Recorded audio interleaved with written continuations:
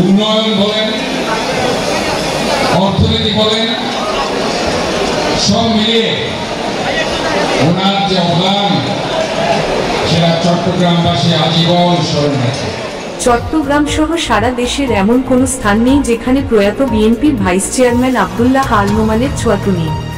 চট্টগ্রামের শিক্ষা, সাহিত্য, সংস্কৃতি, অর্থনীতি, উন্নয়ন সহ পড়েনি প্রত্যেক সেক্টরে তার যে অবদান তার ছোঁয়া আজীবন মনে রাখবে। উনি আমাদের মাঝে নেই, তবে তার কাজগুলো আমাদের সবাইকে মিলেমিশে করে যেতে হবে। উনি থাকতে হাসপাতাল নির্মাণ করে গেছেন, তবে এখন সেগুলো দিয়ে সংকুলান হচ্ছে না, কারণ চট্টগ্রাম শহরে দিন দিন মানুষ বাড়ছে। চট্টগ্রাম আরও হাসপাতাল দরকার, আরও আইসিইউ বেড দরকার। এসব কাজগুলো আমাদের এগিয়ে নিতে হবে। বিএনপির কেন্দ্রীয় ভাইস চেয়ারম্যান ও বীর মুক্তিযোদ্ধা মরহুম আব্দুল্লাহ আল নোমানের স্মরণ সভায় এসব কথা বলেন বক্তারা।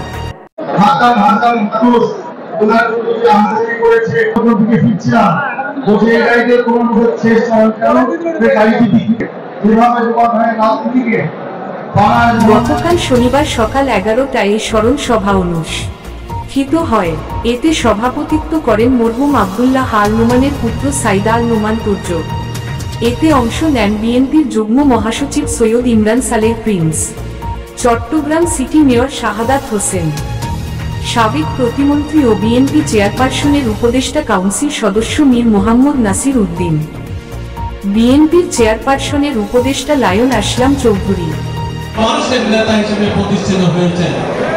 তো আমরা আজকে এরকম একজন ব্যক্তিত্বকে স্মরণ করার জন্য আজকে আমরা সবাই সমবেত হয়েছি। চট্টগ্রাম নগর বিএনপির আহ্বায়ক এরশাদ উল্লাহ, সদস্য সচিব নাজিমুর রহমান, বিএনপির চেয়ারপারসনের উপদেষ্টা এবং চট্টগ্রাম উত্তর জেলা বিএনপির আহ্বায়ক গোলাম আকবর খন্দকার, চট্টগ্রাম দক্ষিণ জেলা বিএনপির সদস্য আল উদ্দিন, চট্টগ্রাম উন্নয়ন কর্তৃপক্ষিনা সিডিএ চেয়ারম্যান প্রকৌশলী নুরুল করিম, চট্টগ্রাম নগর বিএনপির সাবেক সাধারণ সম্পাদক আবুল হাশেম বক্কর, চট্টগ্রাম দক্ষিণ জেলা বিএনপির সাবেক আহ্বায়ক আবু সুফিয়ান, বাংলাদেশ জামাতে ইসলামের কেন্দ্রীয় সদস্য, নগর জামায়াতের অ্যাসিস্ট্যান্ট সেক্রেটারি মুহাম্মদ উল্লাহ, কর্মপরিষদের সদস্য আবু হেনা মোস্তফা কামাল, বিএনপি নেতা আজম উদ্দিন, শায়েস্তা খান।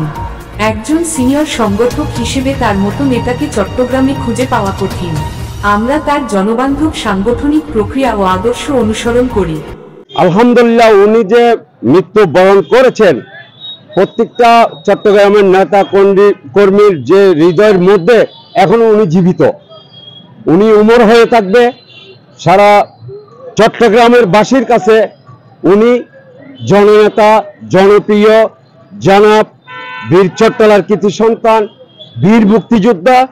ওনার মানে বলার, ওনার ব্যাপারে শেষ করার মতো কিচ্ছু নাই। একবারে খুব শ্রদ্ধার সাথে স্মরণ করছি জনাব আব্দুল্লাহ আল নোমানকে, কারণ চিটাঙের রাজনৈতিক যে উনি প্ল্যাটফর্ম তৈরি করে দিয়েছে, আজকে সারা বাংলাদেশে তার বহিঃপ্রকাশ আমরা দেখতে পাচ্ছি।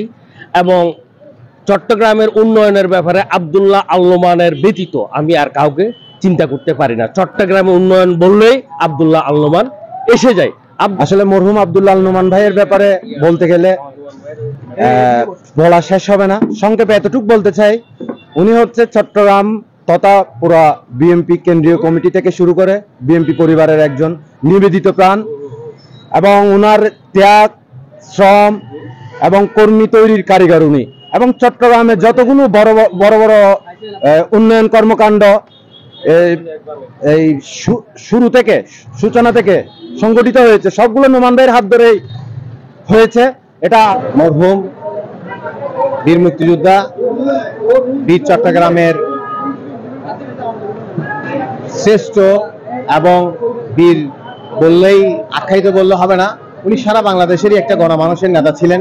উনি নেতা সৃষ্টির একটা মডেল ছিলেন। চট্টগ্রামের সার্বিক উন্নয়নে আব্দুল্লাহ আল নোমানের অবদান চট্টগ্রামের মানুষ কখনো ভুলবে না। তিনি চট্টগ্রামকে হৃদয়ে ধারণ করতেন এবং চট্টগ্রামের সংস্কৃতিকে লালন করতেন। তিনি চাটগাইয়া ভাষায় কথা বলতে ভালোবাসতেন। সাইদ আল নোমান তুর্থ বলেন, আমি আমার বাবার দিকে মন ভরে দেখতাম আর শিখতাম। আমি ভাবতাম এই দিনগুলো শেষ নয়, হয়তো আব্বা আমাকে একটু সময় দিবেন। কিন্তু তিনি খুব অল্প সময়ে আমাদের একা করে চলে গেলেন। লাখো মানুষ যখন বলেন তোমার বাবা খুব ভালো মানুষ ছিলেন, তার সঙ্গে আমার কি সম্পর্ক ছিল সেটা আমি বুঝাতে পারবো না। তখন আমি ভাবি এই মানুষটি আব্দুল্লাহ আল নোমান 65 বছর বয়সে কি এমন করেছেন, এত মানুষের ভালোবাসা অর্জন করেছেন। ফলে আজ আমি সবাইকে জানাচ্ছি, এই সমাজের উন্নয়নে আমার যদি কোন সহযোগিতা বা সম্পৃক্ততা দরকার হয় আমাকে জানাবেন। আমার সামর্থ্য থাকলে আমি তা অবশ্যই করব।